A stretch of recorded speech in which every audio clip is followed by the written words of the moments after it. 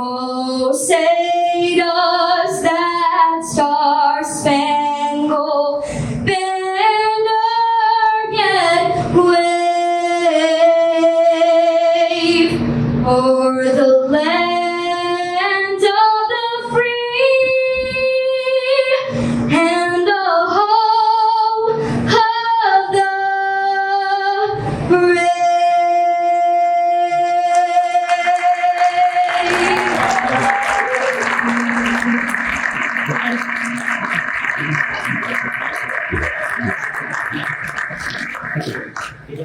That's two in a row, because Monday night in the State of the City, Mayor Cantalis had an incredible singer. I don't remember her name, but it was two in a row. Amazing. We have a lot of talent here in the community. Yeah. So, you can always well, actually, it's my pleasure next for the invocation to bring out Reverend Louis Cruz. He's a Peterist father and was involved with Garden Gibbons High School for 5 years as the principal. He's like that. So come on up.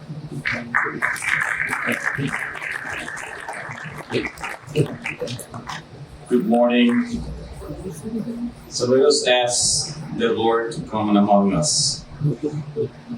Almighty God, creator of heaven and earth, we gather here today with hearts full of gratitude and hope. We thank you for the opportunity to work together on this project that under your guidance will serve the well-being and progress of our community. We ask you to grant us your wisdom so that this project may be a source of unity and peace. We ask that you fill us with your spirit of fraternity and collaboration.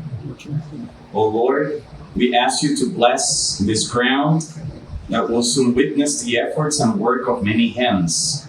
May every stone that is laid, every wall that is raised, and every space that is formed be for the good of all without any distinction.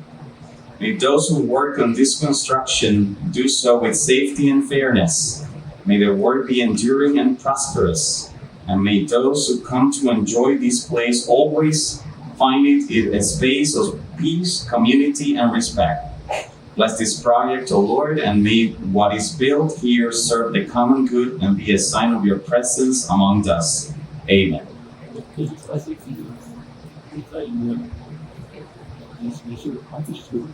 Thank you, Father. Before we begin, just 1 second, I'd like to introduce the Executive Committee of the International Swimming Hall of Fame. It's rare that we get them all together. So our Vice Chair, Steve Hastings, please stand up. Our Treasurer, Matt McKean. And our Secretary, Mike Dooley. And then in the back, we have Amy Cumming, our manager for the facility. So over the last few years, we really developed, I'm a big guy on teamwork. Teamwork makes the dream work. And I'm really happy and proud to serve the Swimming Hall of Fame with that group. We also have Mario Caprini, who serves on the board. Where are you, Mario? Okay, so now it's a distinct privilege and pleasure to bring out our mayor, Dean Santolis, who's running for office. It ought to be a slam dunk from my perspective. So, Mayor Santolis.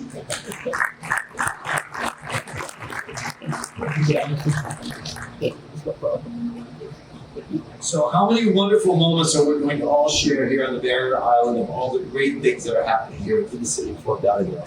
Bill, thank you so much for bringing yet another wonderful addition to what we've experienced we're going to have here on Fort Lauderdale Beach. I want to thank all the partners involved with this wonderful undertaking that's going on here down in the peninsula. When we took down the building here, everyone was wondering what was going to happen next. And what I have seen so far is going to be an amazing addition to the beach. Today we're going to do a groundbreaking first phase of the reimagining of the International Swimming Hall of Fame.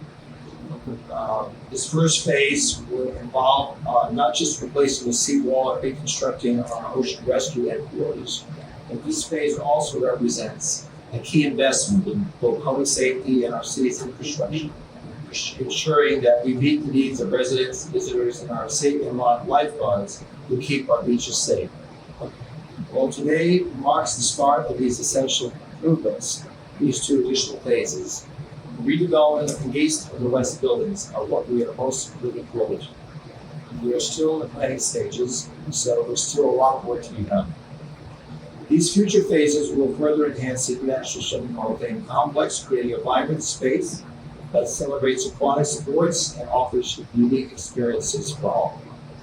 The city's agreement with ISHOF allows for the redevelopment of these east and west buildings. However, both phases will need to go through the administrative review process, which may include evaluation by the Development Review Committee and opportunities for public input before moving forward. This ensures that these future developments align with the vision and the priorities of the community. This project reflects the strength of the partnership between the City of Fort Lauderdale and the International Swimming Hall of Fame. Together, we are committed to creating a world-class destination, one that will elevate this iconic institution, inspire future generations to embrace the joy and benefits of swimming and diving. As we embark on this journey, we are proud of the impact this redevelopment will have, improving public space, fostering community pride, and enhancing our local economy. With the completion of this first phase, we will lay the foundation for a brighter future, and we look forward to seeing the next phases take shape through collaboration and shared vision. I want to recognize former Mayor Jack Sauter, who just walked in. Thank you, Jack, for being here. And I also want to acknowledge Representative Campbell. We're in the area right here. Thank you so much, General Campbell, for being here. And I want to thank all the members of the City Commission who continue to support this effort as we move forward and we try to truly enhance the experience of being on Fort Lauderdale Beach. I want to now introduce my colleague on the commission, Vice Mayor Steve Glassman, who's also the District Commissioner here in District 2. Steve Glassman, thank you for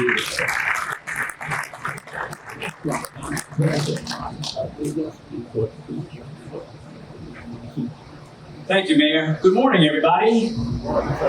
And Bill, thank you for hosting us today and doing a great job as a moderator. I want you to know that for me, as the Vice Mayor and also as the District Commissioner, this is a very, very, very proud moment for me. I remember maybe it was about 5 years ago, Bill and Brent Rudemiller and I just sat actually in the building that was located right here, and this was just a thought. And Bill was like, what do you think? Can we do this? Can we do this? And for me, I love when just a thought and a little discussion becomes a reality. And that's exactly what's going to happen. And that's why it's so thrilling for me to be here with all of you. It's a beautiful day as we break ground. And because I am a history buff, I want to give you a little bit of history on this site because it is important. But one last word I will tell you that in Yiddish there is a word kfelling.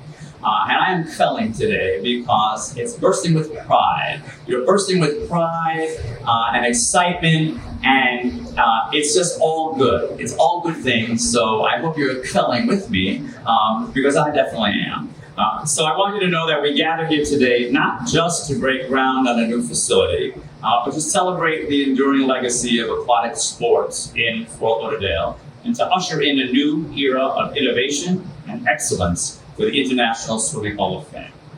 Fort Lauderdale has long been synonymous with swimming, a reputation forged in the waves and solidified with the construction of the iconic casino pool in 1928.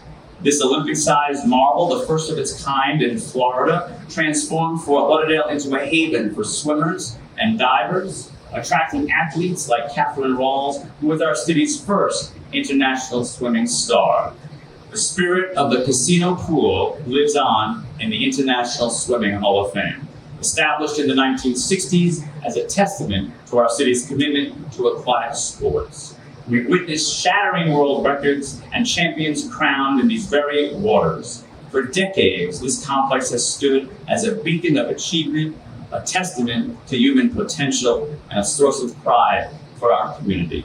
Today, we embark on a landmark renovation project, one that will redefine the International Swimming Hall of Fame and solidify Fort Lauderdale's position as a global aquatics leader. While additional phases are still in the planning and approval stages, the vision is to create a destination that shares swimming history with future generations. The proposed project is a testament to Fort Lauderdale's visionary leadership and commitment to progress. And that commitment extends beyond the walls of this facility. As phase 1 begins, significant improvements to the seawall will begin.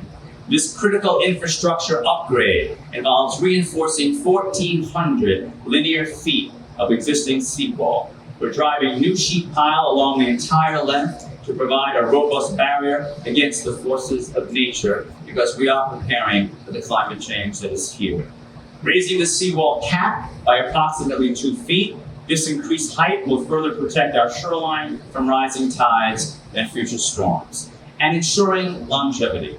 With an expected lifespan of 50 to 60 years, this new seawall will safeguard this iconic location for generations to come. In addition to the improved seawall, aquatic safety is at the forefront with the construction of a state-of-the-art ocean rescue building, a critical facility for those that keep our waters safe. This 2-story facility will house cutting-edge equipment storage, ensuring our ocean rescue teams have immediate access to jet skis, paddle boards, and everything they need to respond to emergencies swiftly.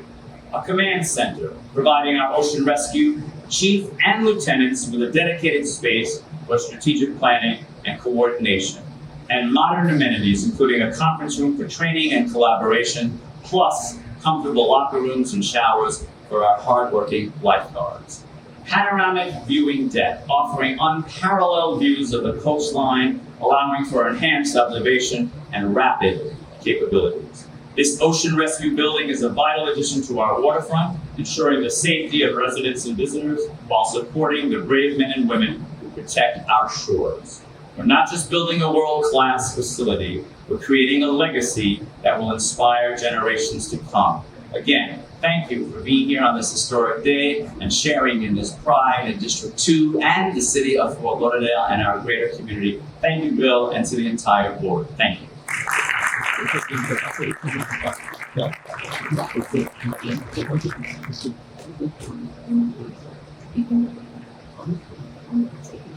So to complement Commissioner Lassman's comments about the history today, you should know that exactly 96 years ago, the casino pool was built, 1928, 1929.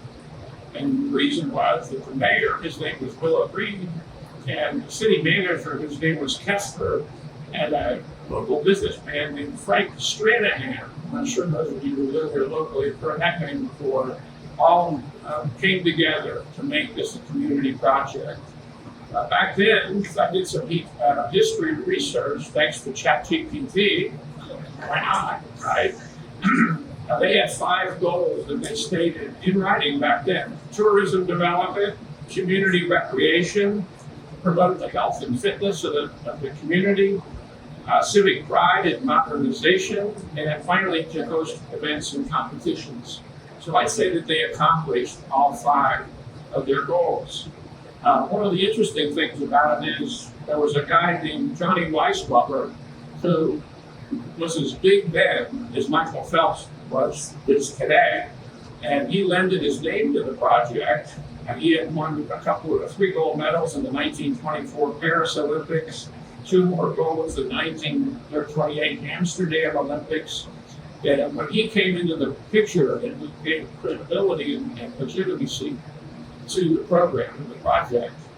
His career was mostly elsewhere. As we all know, he became Tarzan, that great movie star. And then what happened is 40 years later, that pool had reached the end of its life cycle, and another group came back to coalesce with the city to renovate and replace the original casino pool on the peninsula where we're standing right now. Johnny Weissmuller came back 40 years later, by the way, and ended up spending a whole lot of time even in Fort Lauderdale, as did a lot of the Hollywood stars back then. The 1960s group of civic leaders included Jack Nelson, who most of us would know, Olympic swimmer and Olympic coach, Buck Dawson, who was the first executive director, a guy named Whitey Overton was a local business guy. The mayor's name was Bill Perman. Judge G. Harold Martin, a local judge who also helped the creation of Holiday Park on Sunrise Boulevard. And again, history is repeating itself now because in 2018, the lease with the city, the Hall of Fame, had expired 3 years before. So in 2018, we signed a new lease, and that let the forces loose to make this happen today. And I couldn't be prouder to be a small part of it. As you know now, in the last 3 years, the city spent over $50 million to replace the original hole and the original dive pool. And of course, there was a magic moment because replacing the dive pool included something that could never have happened, but it did happen. Bruce Weiga, who was our executive director back then, had been to China and seen a 27-meter high dive competition from a scaffold into a river in the middle of China. And he came back and had a rendering made of a 27-meter dive tower. And then we had an event in one of the induction ceremonies 4 years ago, and the mayor came to the event and walked in, saw the sketch, walked over to the city manager and said, see if we can find enough money in the budget to build that tower. That tower behind me is the strategic competitive advantage that we have over the rest of the Western Hemisphere at this point in time. I'm sure other ones will be built at some point in time. We've got it now, and it's already working for us. So that is how it happened. You know, we're forever grateful for the mayor for making that happen. And finally, my thoughts are that people who really make this happen include the mayor, Commissioner Glassman, Mario Caprini, who's sitting over there. Without his perseverance and vision, none of this could have happened. He's the most intense guy I've ever worked with. Corey Olson from Hensel Phelps, I don't know where you are, Corey. Everyone. Because without Hensel Phelps being a part of this, it probably wouldn't have happened as well. And then, I don't know, I haven't seen Bill Rapp from the Central Business Alliance, but his local support and the local support of the Central Business Alliance was a real key factor because even as good as Commissioner Glassman is, if they had fought him on this project, it probably would have had a very difficult time. So I'm really grateful for all of that. We do three things in the Hall of Fame: honor great heroes, maintain the library, and our spiritual mission is every child a swimmer. We are teaching hundreds, if not thousands, of children to swim, raising money. We've got our program manager, Casey McGovern, here, along with her sidekick, Nicole. And I couldn't be happier about how the direction we're moving in.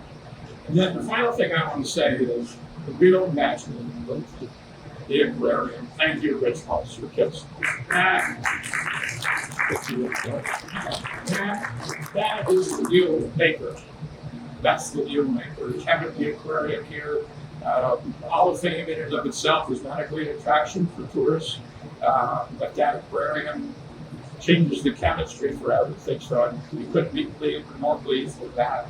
And we've also got John Liget here somewhere, who's the guy that's the creative force that's going to make the brand and the facility a world-class thing. So without any further ado, Mario Caprini.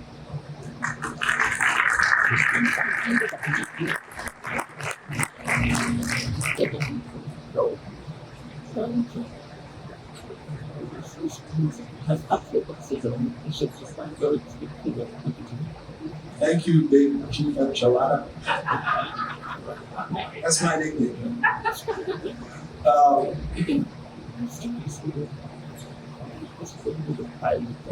I'm Mario Caprini, the CEO of Capital Group, and I was brought to this project by Ansel Phelps and the former CEO of the International Store. Yeah. I'm going to let Corey start and I'll finish. We'll tell the story. We're going to pick it up kind of where Bill left off. So Corey Olson with Ansel Phelps. So actually my first week back in South Florida, I had the opportunity to meet Commissioner Glassman at that time. And he carried in this picture of this 27-meter dive tower and had told us how we were going to go execute this. And we were just now coming into the contract of the original design build for the pools. And we thought it was nuts. We thought there was no way this would get executed. And so about a month later, we came out, we went to the groundbreaking, and not only did the mayor commit to that, he also told us we're going to replace the locker room building, where there was not enough funds at that time. And we're all looking at each other with staff and the city and saying, well, they don't have the money for that. How are they going to pull this off? So with their vision and leadership, they were able to secure the park bond funds, which is really what started this. But it was at that time that we were introduced to the unsolicited P3 process. And so I had the very good fortune of meeting with Stephanie Toothaker at that time and her team and kind of guiding us through that. So we were able to execute through the public-private partnership process on that locker room building. So it's been done, it's executed, and it's operational here. And about a month after that, we had the opportunity to meet Mario. And he also had been through that process on his own on a little different scale, but it was really the birth of a true partnership that I'm going to let him tell how he was going to go solve this complicated process. Because if for those that haven't been following along, this is a very complicated deal where we're standing on land that is really owned by the state, gifted to the city, and there's a number of complicating factors that we're going to solve. Thank you, Corey. I remember that the first time that Corey said, hey, we have an idea that we want to redo the International Swimming Hall of Fame since we've redone the pools and we have a brand new dive tower. We know you're creative, we know you understand D3. Can you come up with a plan? I said, well, let's have a meeting and figure this out. So I remember at the meeting, in no short measure, I was told, well, we need a new museum, we need new buildings, we don't want the city to pay for it, ISHOF doesn't have the money to pay for it, we need to find a solution to this and get it built and finance it all and get it all done. So I'm standing there saying, okay, is there a camera hitting somewhere? And then I hear the theme song in my head. Dum, dum, dum, dum, dum, dum, dum, dum. So, being the thinker that I like to challenge myself to be, went back home. A couple of days later, called Corey and said, Corey, I think I have an idea. So we met, and the solution really was in sharing. My entire business model, believe it or not, is about sharing. Sharing is good for the bottom line. And I found a solution in creating a partnership between the city, the International Swimming Hall of Fame, and the private sector. The private sector gets access to prime real estate that otherwise would not have access. They will contribute to paying the biggest part of the cost of this. Because we have this P3 partnership, we're able, through John's company, to put together the 100% funding financing that goes through pension funds. And at the end of the day, after 30 years of operation, the building's fully paid for and it reverts right back to the city for $1. In 30 years, even after you renovate it, this building's going to be worth about $450 million, less renovation, let's say it's worth $350 million. The city will have had all these years of benefits, 77 million a year of economic impact, and at the end of the day, they get this asset free and clear on their books. Now, all I needed to do was take this idea and convince everybody that it would work. That was a lot of fun, very challenging. All of you, some of you chuckled when they said, hey, I'm very intense. Well, I am very intense. You can ask my daughter. But I really believed in this. And the person that really got me hooked on this was Bruce Wango, who's not here today. But he gave me a 2-hour pitch of the history, and he gave me the tour. And I said, wow, I've been in Fort Lauderdale for a while, and go right by here, never realized what was here. It's a treasure, it's a gem. So the solution was We needed to make this commercially viable. How do we get the traffic? How do we get the income? And at the last minute, I remember the city manager calling me, goes, I have an idea. So, okay, let's meet. He goes, I want to introduce you to this guy who has a vision for an aquarium. I said, really? So here comes my friend on a phone call, Rich Walzer, and we're talking, and within, 30 minutes, 50 minutes max, we hit it off. I knew that he was crazy enough to get this done, and I was crazy enough to package it to make it work. So together we created now from 15,000 people a year expectation, maybe 30 max. Now our new expectation conservatively is going to be 300 to 350,000 people a year. And in the process, the revenue share from the ticket sales and the new attraction, world-class attraction and to tell you a little bit about the story, I don't want to oversell this, but the story starts in water. All life started in water. And then it evolves into how humans started interacting with water, and the story will be told by John in a little bit of how we tell the whole story all the way to the Olympian. So this is going to be exciting. It's going to be, and I've been touring aquariums nationwide recently. We're going to have an aquarium like nobody else. I'm telling you, I can't wait. In the next few months, in December, January, February, we're going to be unveiling pieces and parts of this that will make this entire community very, very proud to have this as a home base. So with that, obviously persistence was the D factor to take this to the finish line. We had plenty sleepless nights. The project was almost killed at least 3 times. We went through political changes, administrative changes, financial changes, interest rates going up, construction costs going up. Every nightmare you can imagine, we got it. But we still persevered. The team came together, and without a lot of the people here, never would have happened. Never would have happened. So thank you all very, very much for believing in this vision, for helping us get through this beginning stages of it. But we're very excited. Yeah, we can't wait to show you what's coming. Thank you. Just very briefly when we're heading through here, so we heard about all the components that are coming into phase 1, just to tell everyone what's happening. So we should be starting the seawall sometime after the first of the year. We are in the design process for a new building for Chief Dolan and his team, so looking forward to getting that started in the first of the year and turning that over in early 26. But then it's really going to be the reimagining of this space where we sit here with the aquarium and the museum. So we've got a blank canvas to go really create a spectacular project. So we do just want to say thank you to some of our team members out there. This is really cool for us to be able to look out, and we probably know 70% of the crowd that helped us to get here. So thank you to everyone who's been a part of the team. There really is a third partner in this that we want to call attention to. John Klink, stand up, please. He's really our third partner, the third leg of all this. He's our financier, so he is very much one of us, and really going to be one heck of a team to bring this to the finish line. So thank you very much, and we'll turn it over to the aquarium team now. Thank you.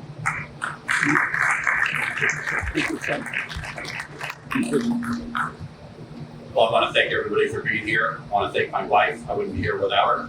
Right. Thank you. I really want to say thank you to the Mayor Dean, Commissioner Glassman. I think Commissioner Herbst is here too. Their commitment, and I think City Manager Susan Brands is here. Thank you for your help and commitment. And also Mario and Corey.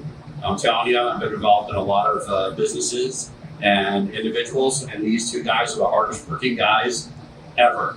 The commitment is unbelievable, and what's going to happen for our city with bringing the aquarium and the attraction, it's state of the art. And John Whitehead, when you hear and his skills and his background and what he's going to create for the city, it's going to be incredible. I just want to keep this short and sweet. I want to turn this over to John. Thank you, Rich. Bill tells me I have 30 minutes here, so go ahead and make yourself comfortable. This journey actually started for me about 13 years ago. I was finishing up a project in Grapevine, Texas. I built a landlocked discovery center and a sea life aquarium there.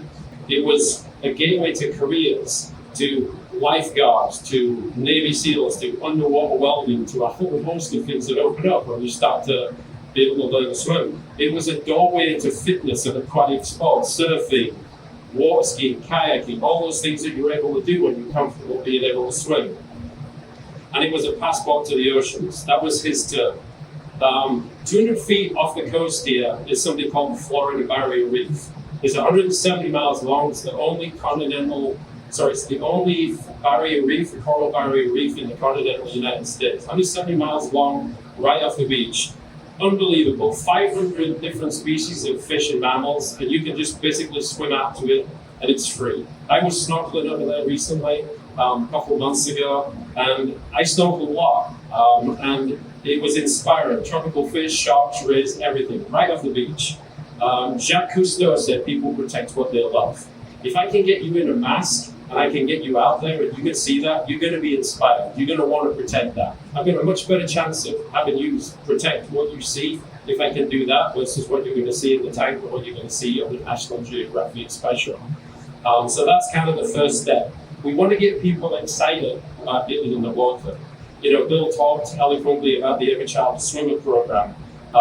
Additionally, 40 million adult Americans cannot swim right now. And out of the 50% that can, only half are able to swim the length of a pool, right? So it's just unfortunate. I've lost my place. Last year, there was an incident at Panama City Beach where 12 people drowned in rip currents over the space of 2 weeks. Those people who were in the water were swimmers. The people who don't know how to swim stay on the beach. But there's a big difference between swimming in a pool and swimming in the ocean. And one of the things that Bruce talks about is not just learning how to swim, but learning how to swim better and being a confident swimmer, being a competent swimmer. A rip current can go at about 8 feet per second, which is about 5.5, almost 6 miles an hour. Michael Phelps swims at 4.7 miles an hour. So there isn't an Olympic swimmer that's able to match any kind of rip current that you could encounter off these beaches. So partnering up with Ocean Rescue, we're going to provide education about how to, have a safe beach day. We'll be talking about the science of swimming, about everything from doggy paddles to dolphin kicks, the history of swimming from the Egyptians to the present day, and talking about the cultural significance of swimming and more, all against an incredible aquarium backdrop. And so as we continue the design of this attraction, we invite you all to join us on this journey. And as Mario said, over the coming months, you're going to start to see some of the different design drawings, and we're going to be able to talk about how we're going to combine these two attractions together and build a world-class kind of facility. Thank you.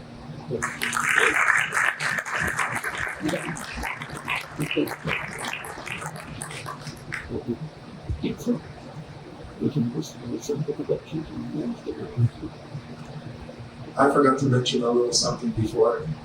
All of you know that I have a business partner that's also my partner in life.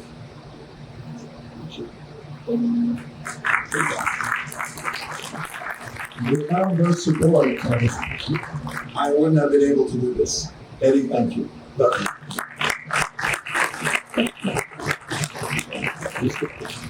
The last on the agenda is Christine Meades. Oh, there you are. Come on up.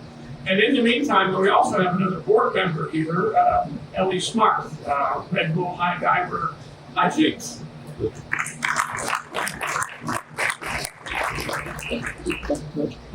Good afternoon, everyone.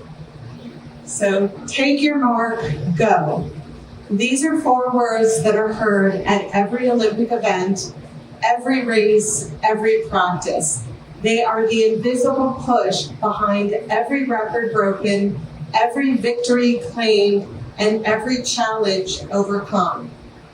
These 4 words are the fuel that pushes every athlete on their journey, and in many ways, the International Swimming Hall of Fame is on the same journey. We have taken our mark. We have revamped the Aquatic Center. We have built this iconic dive tower. We are in the process of building an event center, an aquarium, and of course, the new International Swimming Hall of Fame Museum, which will be a living testament to aquatic legends of all aquatic sports. So today, I stand here before you on this podium, my own starting block, and ask you to join us. Join the International Swimming Hall of Fame Capital Campaign team and donate today to help make this dream, this incredible dream that we've spoken about today, a reality. Let's inspire the next generation of aquatic champs together. Not just honor the past, but dive headfirst into the future. Take your mark, go. Thank you everyone for joining us. Okay, let's get on with the groundbreaking ceremony. Mr. Mayor, lead the way.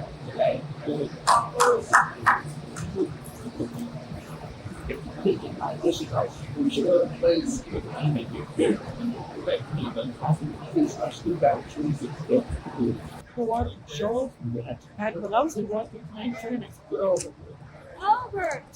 Albert. Albert. Shovel the games, shovel the games, over the wall. Yeah. We say, trust for me.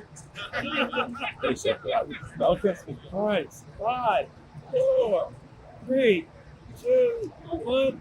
Let's go. So, nice of your hobby. We got one more for Steve. Yes, we do. Do you do? Yeah.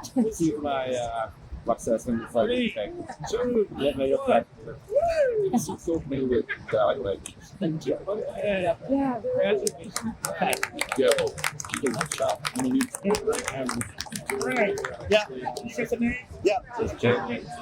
You know what? I think the benefit sounds out with that because we're and from a Mexican for your So. I just did first one. I would get a couple of last thing maybe. Make sure look at this. Right now, Oh,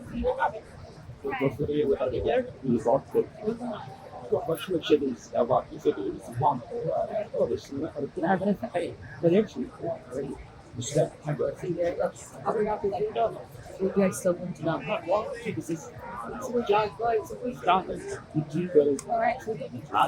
Now what's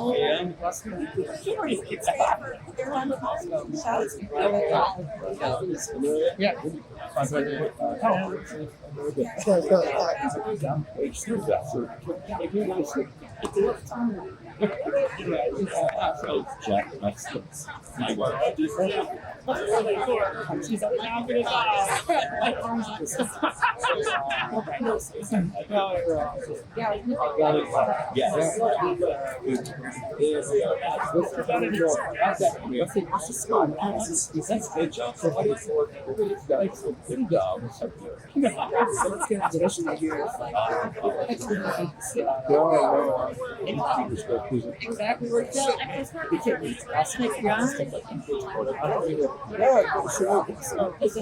I don't want to go a bottle of water.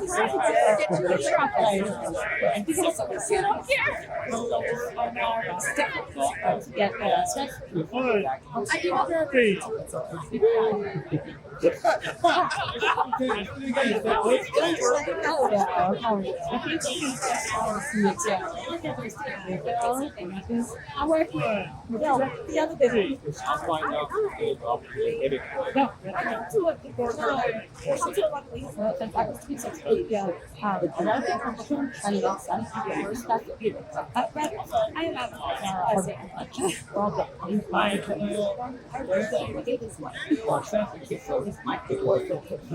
ISHOF, treat Bill, the Great State. Sorry. It's ISHOF. Hey, Bill,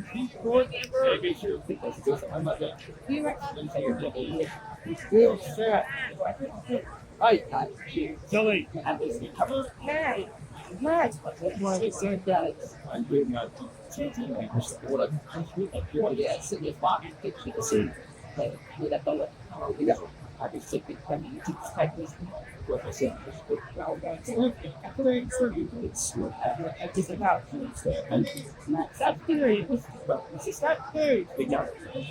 Yeah, freedom and because all graphs done, it's pretty bad, typically it's that history. But you know, she's authorized to the apple with that. He's a sure you know, that was going to be the way they are still up for you. Give us all that stuff for you just before you can make us do like you can do it. You know, I was just like, who do you say? I see something. Yeah, it's what else? What I saw. And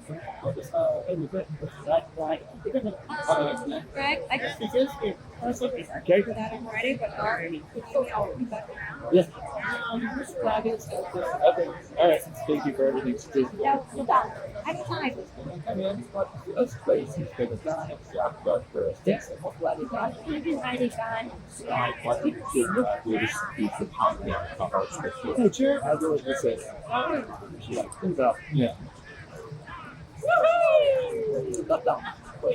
Good Lord. Good. You want breakfast more? Yeah. No, oh, they want to like Texas. Awesome.